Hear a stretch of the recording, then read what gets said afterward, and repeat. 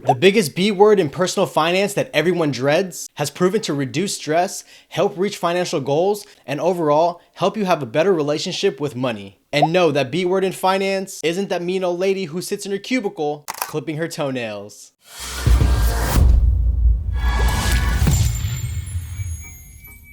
What's going on, everyone? My name is Ash, bringing you the knowledge, perspective, and resources from my world to help you live a better financial life. Today, the B word that I'm talking about is budget. Shout out to that old lady who used to clip her toenails next to my cubicle though.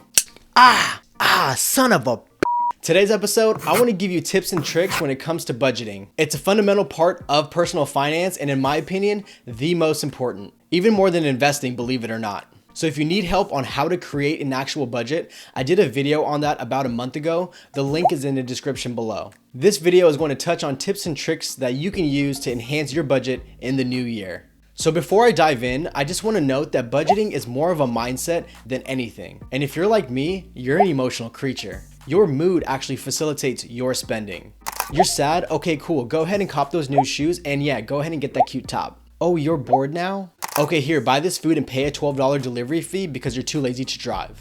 Oh, you're happy now, yay! Here, buy some shots for everyone, and while you're at it, let me get a PS5. What I'm trying to emphasize is that budgeting your mind is more important than budgeting your finances. And having that mental boundary will allow you to bring that budget to life and stick to it. That is key, because budgeting is all about being aware. Aware of your spending, your savings, which in turn helps you become more aware of your overall finances. So let's dive into some tips. Number 1, use an app, preferably one that forces you to input your expenses manually. And I get it, you're busy, but inputting purchases and expenses into your budget manually will help you stay more in tune to your budget limits. Also, there are a lot of apps out there that will allow you to import credit and debit information into the app. But for security purposes, I don't want a third-party app knowing my bank login information, nor do I want them knowing yours. But hey, whatever floats your boat. I found that the manual input is better for me and some clients, but whatever fits your preference. For a list of some budgeting apps that may be right for you, there is a link in the description below. Number 2, leave some breathing room. One of the key reasons why folks blow through their budgets is because they make them too restrictive. This is the worst thing that you can do because once you blow through your budget, you're more inclined to be discouraged and just binge spend. So definitely allow room for fluctuation. A good way to do this is to inflate your monthly variable expenses by about 15 to 20%. Number 3, make seasonal adjustments. Certain times of the year innately call for more spending. For example, birthdays and holidays and travel during the spring and summer months. So evaluate your lifestyle, your travel habits, and family dynamics to see when these fluctuations may occur.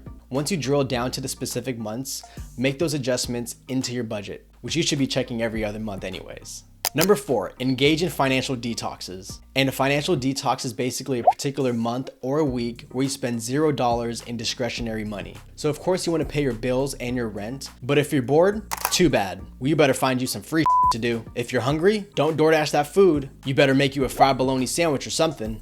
Oh, and you're sad? Well, you better cry me a river on FaceTime, sweetheart, because you're not going to the bar.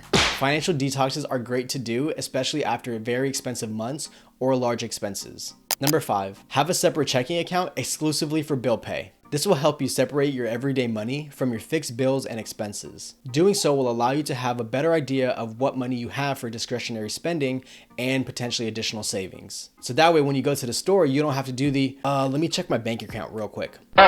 Also, when you split your bill pay money into a separate account, you won't have to worry about mandatory payments like bill pay or the car note being declined. Lastly, make sure you allocate money for fun stuff. Whether it's hobbies, travel, or family, dial that into your budget. Remember, financial wellness is a journey, not a destination. So make sure that you're enjoying the process and building a sustainable life that you want to live. Like I mentioned earlier, budgeting is a mindset. And it's ultimately a matter of being aware when it comes to your income and spending. And it's only until that you are aware that you can execute on boundaries that will help you reach your financial goals. So I hope you all got a couple of budgeting tips from this video. If you did, please be sure to hit that like button and also be sure to share with those non-budgeting Bobs and spending Sallys. I'm bringing weekly videos on personal wealth management and market insights, so chime into the comments on topics that you would like to hear me discuss in the coming weeks. I would love to hear what is trending and top of mind for you. I appreciate you all tapping in. My name is Ash. I'll catch you guys next time.